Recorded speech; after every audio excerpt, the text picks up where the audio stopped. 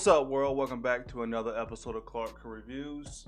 It's your boy Donovan. So, there was much anticipation that there was going to be another Godzilla trailer released Saturday because WonderCon was going on, which is a smaller event similar to Comic-Con from my understanding.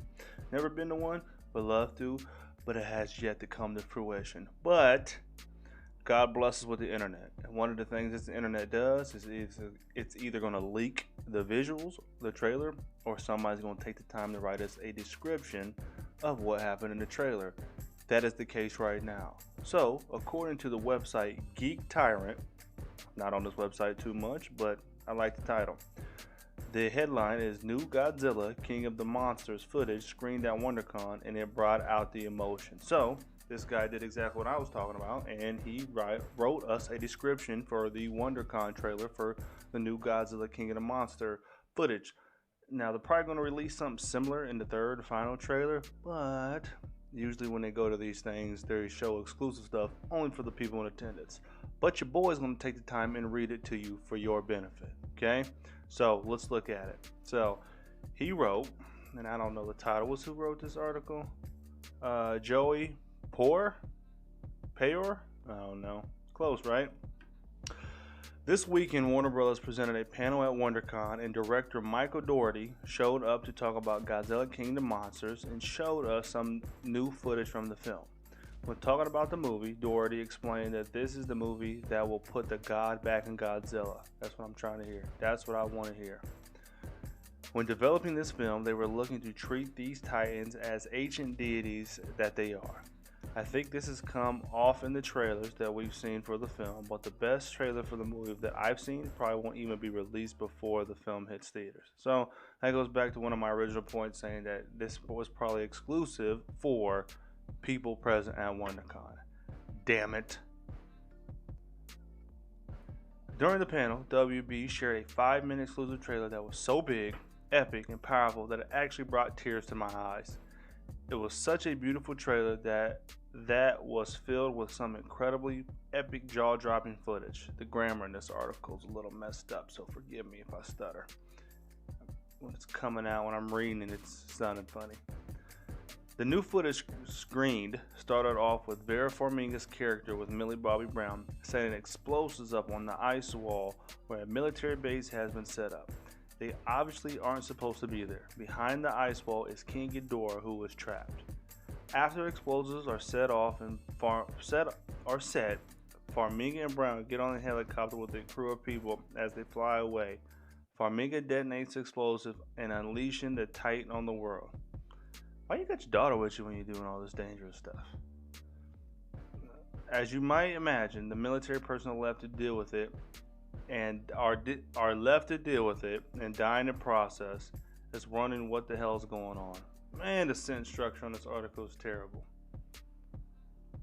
As chaos ensues, King Ghidorah makes his glorious introduction. Vera's character sends a signal out with sounds from a device, and this is a way to call Godzilla because then Godzilla, he didn't even spell Godzilla right, racing into action and rises up from under the ice and is facing off with Ghidorah, and they are about to fight. I'm not completely sure why King Ghidorah was released, but I imagine Farmiga has her reasons, which we will learn in the film. It was revealed that Brown, Farmiga, and Chandler are a broken family that are survivors from the events of 2014's film. We also see a bunch of quick clips from the film's monsters causing all kinds of epic destruction and chaos. One of the coolest moments is when Ghidorah blasts freaking lightning fire from its mouth, disintegrating people. It's called gravity beams. We also see him and Godzilla blasting at each other with their atomic rays. Atomic rays. There are just so many incredible scenes that shared showing the various monsters in all their epically majestic glory. As a longtime Godzilla fan, it was hard to get all emotion as a longtime Godzilla fan, it wasn't hard to get all emotional as I watched the footage unfold. It was truly awesome. I hope that it eventually was released online for all of you to see. This film follows the heroic efforts of the cryptozoological agency Monarch as its members face off against a battery of god-sized monsters. So that's kind of like the summary. Man, I need to. Geek Tyrant need to hire me, boy. I did great in English in college. I could write a better article than this, more formatted properly. Sheesh. I did hear, so not reading this from this particular article, but I did read somewhere else that she releases Ghidorah for whatever reason. I would imagine how movie plots go that if she comes from a broken family from the 2014 events, that she's blaming Godzilla for it.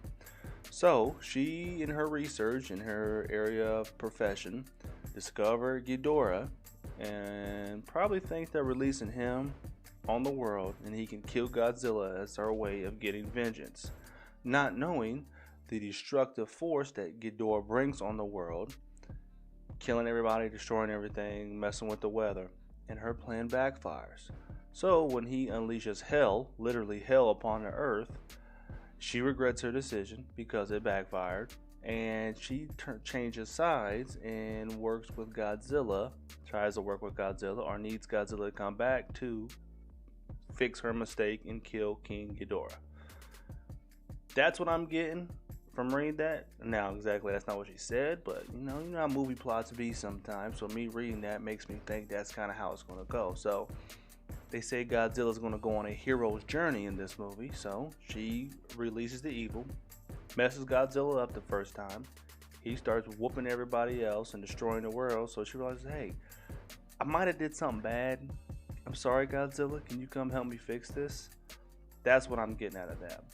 Now, I've heard also a lot of people talk about how epic this trailer was, or this footage was at WonderCon.